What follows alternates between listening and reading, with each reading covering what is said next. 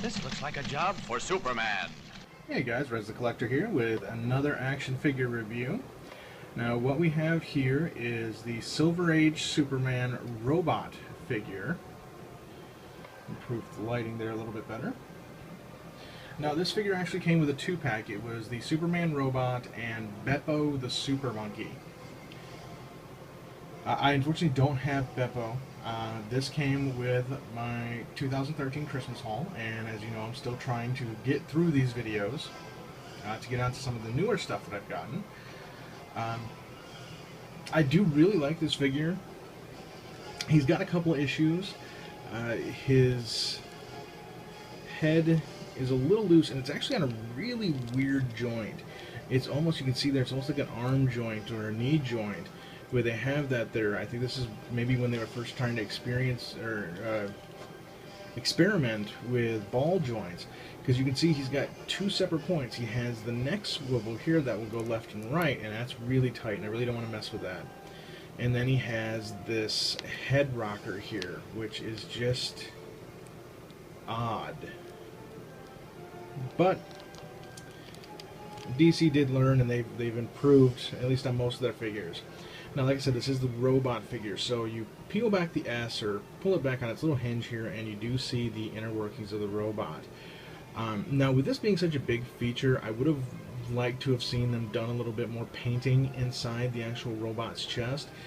Maybe some lights and bulbs and things of that nature, you know.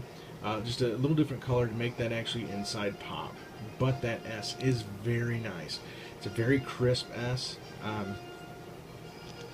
Let's see mine. He's fallen a couple times since I've had him, and who knows how many times he fell before I had him.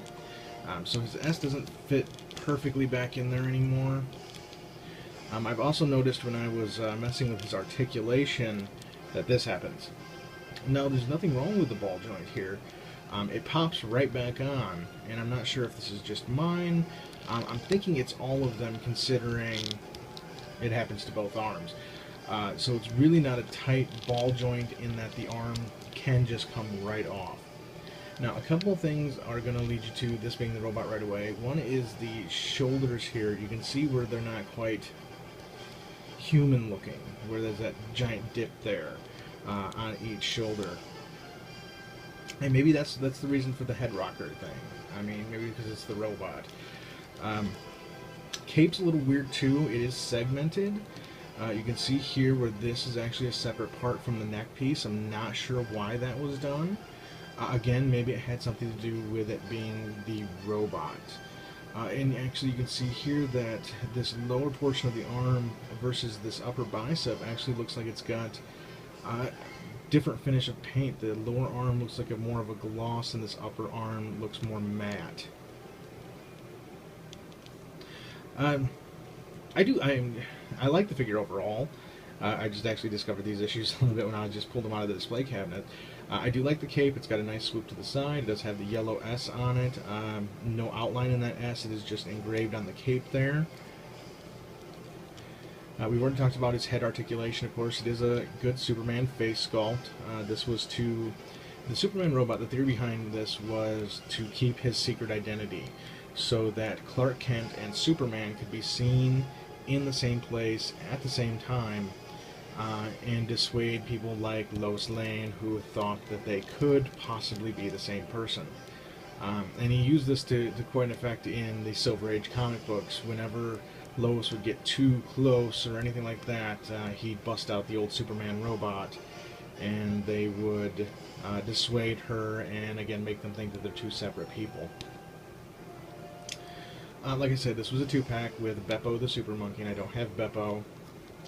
His articulation, of course, you see that his shoulders are, of course, ball jointed, and it does go up out to there, but you can see that ball joint in there, so I wouldn't put it out that far. It does have a bicep rotation, and as you've seen, it does have, of course, elbow and a wrist rotation. Of course, for the chest, it does have that swing out there, and I do really like that. That's how I keep them displayed. I think most people with this figure do keep them displayed with that chest open so that it can be differentiated that this is the Superman robot. I mean, otherwise, it's just basically a Silver Age Superman figure if you leave that chest piece closed. And of course, like the Silver Age, he does have a shorter cape than we're used to seeing in the more modern age Superman. More modern age generally comes down to at least boot level on most comics, most figs. This, of course, being Silver Age, it was a shorter cape. Now, in the Silver Age, the S was a little smaller, so that's not quite up to scale. Of course, with the Silver Age, we've got the gold belt buckle here on the belt. And then I think it was basically artist discretion, because you see a lot where it's the standard yellow, you see some with it's gold. A lot of these things with a lot of characters in comics is basically artist discretion. You see these small changes, even with similar art styles with coloring and things like that. Of course, he has the red underwear. There is no thigh rotation. He does have knee. And it's a pretty good knee rotation. I mean, his leg goes back pretty far. As for legs, does not go back. He actually has a butt. Instead of that being open back there with his leg could go back, he actually has a stopper there. But it comes out pretty far to the front, and he does have ankle rockers. Alright guys, thank you so much for watching, and of course this is Res Collector. If you're not a subscriber, please subscribe, and have a nice day.